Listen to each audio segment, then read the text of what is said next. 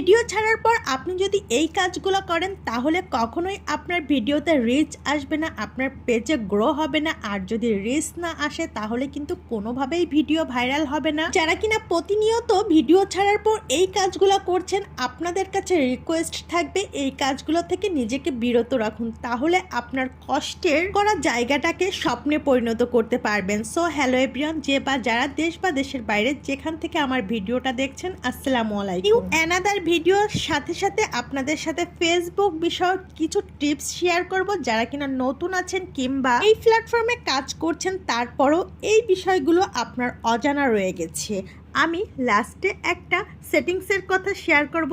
যেই সেটিংসটা অন করে রাখলে আপনি খুব বেশি উপকৃত হবেন। যারা কিনা নতুন, আজকের ভিডিওটা হতে যাচ্ছে তাদের জন্য অনেক অনেক গুরুত্বপূর্ণ। যারা কিনা প্রতিনিয়ত আমার ভিডিওটা দেখেন কিন্তু লাইক কমেন্ট করেন না, তাদের জন্য বলছি একবার হলেও আপনার ওপিনিয়ন শেয়ার করে যাবেন, ভালো কিংবা খারাপ। আপনারা যদি জাজমেন্ট না করেন তাহলে আমার ভুল ত্রুটি কিভাবে আমি শুধরিয়ে নিব। একটা ফলোর মাধ্যমে আপনাদের হৃদয় একটু জায়গা দিবেন এই ছোট্ট বোনটা। জানেন তো আমার কলিজার আপুরা ভাইরা, ছোট বেবিকে নিয়ে কাজ করছি, অনেক বেশি কষ্ট হয় ভিডিও তৈরি করে, সে ভিডিওকে আবার এডিট করে ভয়েস অ্যাড করা, সব কিছু মিলিয়ে অনেক বেশি কষ্ট হয়ে যায়। আপনাদের কাছ থেকে এতটুকু ভালোবাসা যদি না পাই তাহলে কিভাবে হবে বলেন।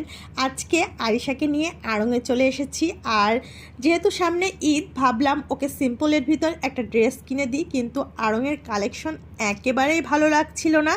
যাই হোক, যেহেতু ভালো লাগছে না, আরিশার বাবা বলছিল পরে আরেকদিন এসে দেখো। তারপরও আমি ভাবছিলাম যেহেতু ওর বাবাকে নিয়ে এসেছি, দুজন খুব একটা যাওয়া হয় না একসাথে, তাই আমি বারবার দেখার চেষ্টা করছিলাম দেখি একটা মিলাইতে পারি কি না।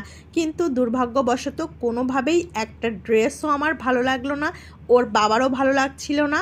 আর এই ড্রেসটা যদিও একটু ভালো লেগেছে, কিন্তু এটা আবার স্কার্ট, ওর অনেকগুলো স্কার্ট আছে, দ্যাটস ওয়াই এই ড্রেসটা আর নিলাম না। আর এখানে বাবা আর মেয়ে কি জানি করছিল, আমি দূর থেকে জাস্ট একটু ক্লিপ নিলাম। এখানে দেখেন এক আপু কি সুন্দর মেহেদি পরছে, আর এই আপুটা কি সুন্দর আর্ট করে দিচ্ছে, ভীষণ ভালো লাগে। আমি যেহেতু মেহেদি পরতে পারি না, কেউ যদি পরিয়ে দেয় তাহলে আমার এত ভালো লাগে। কুচুর যে পার্টগুলো আছে তার ভিতর মেহেদি পরার পার্টটা আমার ভীষণ ভালো লাগে। আর আজকে মেইনলি বসুন্ধরাতে এসেছি আরিশাকে ফুচকা খাওয়ানোর জন্য। ও অনেক দিন থেকেই বলছে ও বাইরে যেয়ে ফুচকা খাবে, তাই ওর বাবা বলল বাইরে যাওয়ার দরকার নেই, বাইরে ভীষণ গরম, চলো এখানে বসেই একটু ওকে ফুচকা খাইয়ে যায়। আর আরিশা বাইরে আসবে, চিকেন ফ্রাই খাবে না, এটা কিভাবে সম্ভব? এটা তো কোনোভাবেই সম্ভব না।